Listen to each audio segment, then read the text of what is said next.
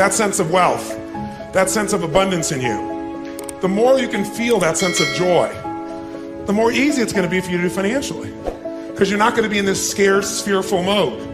Now, that's not enough by itself. You can have this great sense of abundance and do the wrong mechanics and be a disaster. True or false? But if I had to have an area to get you started with, you want to have the emotion and psychological strength, because that's going to carry you through when the mechanics are boring or frustrating, or when things aren't working out. Your emotion, your psychology is what will carry you. It'll get you to keep doing it. Everyone knows, if you've done any studies, Dr. Seligman is very famous for doing studies on optimism. And in those studies, you know what he found out? People that are pessimists are much more realistic. They're much more accurate. If you give them a test and you ask them to look at something and give you a size measurement of it, or to evaluate their own success or failure at a task, and every study Seligman's done, he did it in the University, I think Pennsylvania, if I remember correctly, originally, what he found was that optimists always see themselves as doing better than they really did. They basically BS themselves. What happens to pessimists, they're 10 times more accurate. But here's what he found out.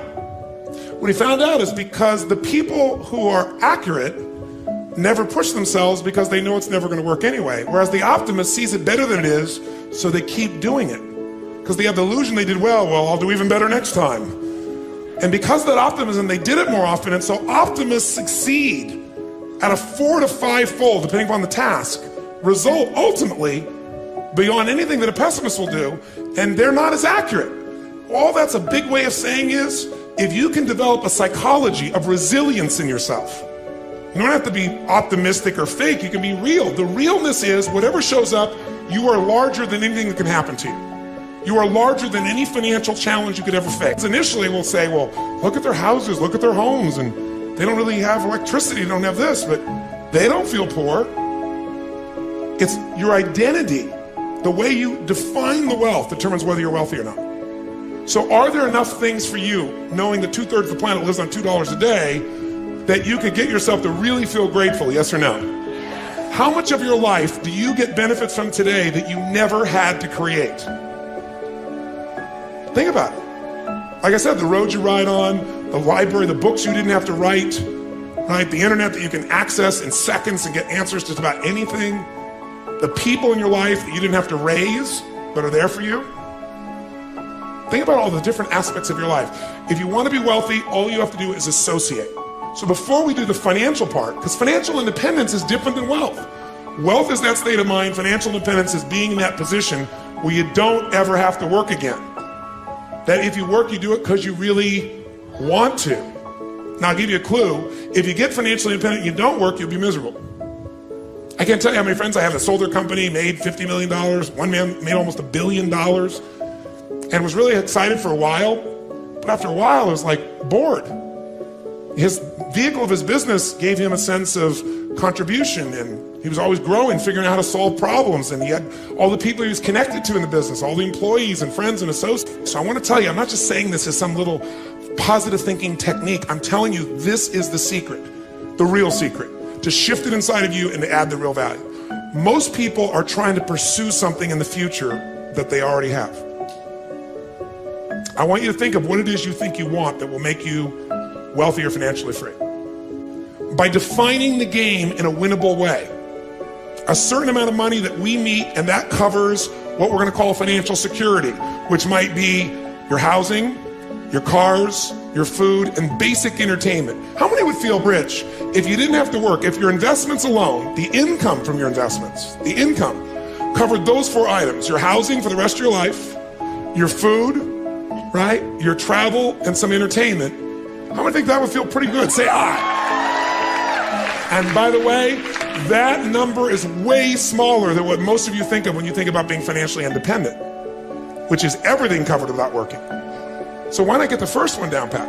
And you're gonna know exactly what that number is for you and what it's gonna take for that number where you don't have to work to meet it. Then we can look at financial independence, where you don't have to work and everything is covered. Then we go to financial freedom. You don't have to work and everything you can think of is covered.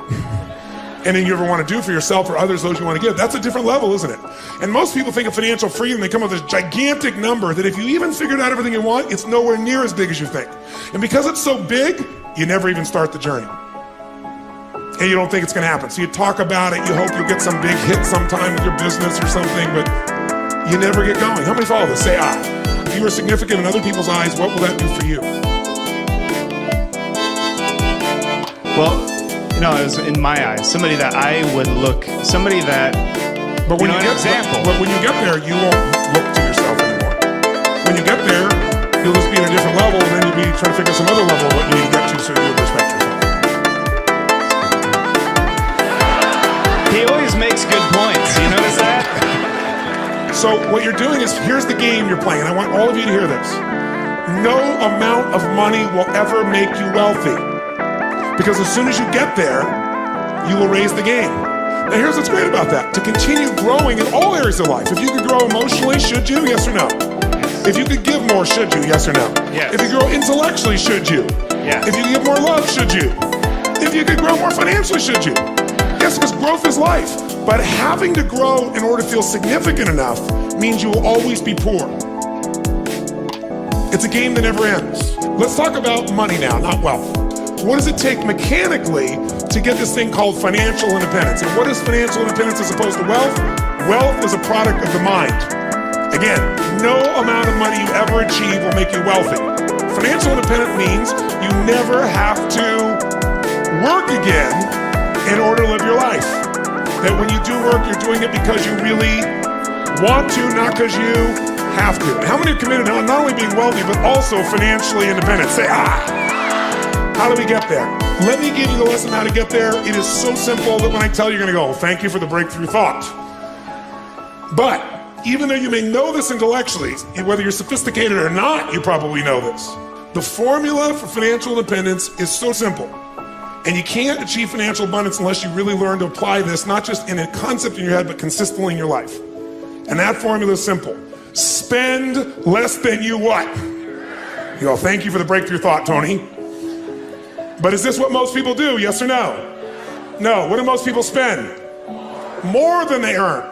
There's no way around this. No matter how much money you have, if you spend more than you earn, you got a challenge. So there's no way to be financially free, financially independent without spending less than you earn. And what do you got to do with what you don't spend? You got to invest the difference. Because what I want to show you right now is how do you build what everybody should own. Every one of you should leave here with your own personal money machine. You want to create a money machine. A machine that while you're sleeping is making you money, right? So you're no longer trading the most valuable resource you have in life, your time, for money. You want to trade money for money. You want money to go to work. You want to put that money to work for you so while you're sleeping it's making a difference. You want to create a machine, and that machine you want to create is something that you want to be able to feed you at some stage where you don't have to work. That's what the money machine is. The second secret to this is you got to reinvest. How many of you have ever made a big hit in your investments and went, oh my God, that's so cool, and took the money and spent it on something? Raise your hand, say aye. Come on, say aye. I know you all, anybody's invested has done this. If you got a big hit, you go, oh, this is it. Nothing wrong with that, but you got to make sure a significant amount of that you reinvest your returns so you get compounded what? Compounded growth is the most basic principle in the world. We all know it intellectually. But are you emotionally associated enough that you're really utilizing it to its maximum capability? If you don't, you're not going to get financially free. You will never get financially independent by your earnings alone. Every one of you in this room is going to lose money. Every one of you. There's no way. The person I work with, one of the top financial traders in the history of the world, top 10 in the history of the world, is not even right half the time. How could you make billions of dollars if you're not even right half the time? Not even 51% of the time. I'm going to show you in a few moments. It's known as asset allocation. It's the way you invest. It's what you do. That's what's going to shift this. So first step, spend less than you earn, invest the difference. Second step, reinvest it so you get compounded growth until you reach the home run, your money machine, until you reach a critical mass of capital, of investment capital. When you get to that critical mass, and what determines the critical mass is how much you need for the lifestyle that you want. Once you get to that critical mass, what it provides for you is what you're investing for. Who knows, no matter what investment you're doing, what are you really investing for? Whether you're investing in cars, stocks, bonds, real estate, financial instruments, what are you investing for? You're not investing for returns. That illusion will keep you from getting to the end game. If you're wealthy, here's what makes you wealthy. Income, not assets. Assets you can buy, and assets change in value all the time. You need income. This is the only reason to invest. You invest for one reason, so you have an income for life without working. And to do that, you got to build a critical mass of capital, that the interest on it alone will give you that income, and you can have the life you want without working. And the only way to do that is do those first two steps. Spend less than you earn, invest it, reinvest it till you hit that critical mass. Now, how to do that is actually a lot simpler than you think. We make things more complex than it really is. You got to think of this as your target. In order to achieve what you want, where you have a money machine, here's what you must do. You must pick out a minimum financial goal for yourself. Even to achieve your minimum financial goal, you got to pick out a specific amount of money that you're going to invest every month, every year, no matter what. A specific percentage of your income. If you don't do that, forget the rest of this course. It's a waste of your time. Because you'll go make a bunch of money, but you won't be practicing the fundamentals, and eventually you'll make a mistake and you'll lose it. Let me tell you another secret to life. If you do the right thing at the wrong time, you get pain. If you plant in the winter, I don't care how hard you work. I don't care if you work day and night and you work to the bone and you plant your seeds in the middle of the winter. What's going to happen when fall comes? Are you going to be rewarded, yes or no? No. So if you don't understand that the seasons are changing, you're in trouble. What is asset allocation? It means out of the money you have to invest, we're going to create 3 buckets. Really simple way of thinking of this from now on. The first bucket is the security bucket. When you think about investing, think of 2 types of investments. There are fixed income investments, and most of you are clear what this means. What does it mean when it's a fixed income investment? Who knows? What does that mean? You got a guaranteed rate of return, assuming they deliver. And anyone cannot deliver, including the US government. They haven't not delivered, but they could. Is there risk in any investment? Yes or no? So just ratios of risk. And as we know, no risk, no reward. So if you don't invest, you're going to lose if you invest at times. But if you don't invest, you've already lost, and you can never win, never have a money machine, never be financially free. The second type of investment that you can make, and it helps you understand what you're going to do, is something that's going to be growth driven. And growth investments are investments where you probably have a much greater potential for growth, which means you get a greater return if you're successful. But if you're not successful, do you have a guaranteed rate of return, yes or no? No. So in a growth investment, you have the potential of greater return, but also greater loss. The security bucket is where you want to put investments that are secure by their nature. Because they're secure, is this going to give you a huge compounded return per year, yes or no? But can it give you a huge compounded return even if the number is small if you do it long enough, yes or no? So what we want to do is your first investments have to be in your security bucket, and everybody wants to do the opposite. The question then becomes, what percentage you put in your security bucket, what goes in there? Well, here's some things that go in there. If you don't have at least 2 to 6 months worth of cash that covers your overhead, you're in deep trouble. The first step to getting financially secure, not financially independent, is to make sure you got enough cash that if something happens, you can go for 6 months. You got the freedom.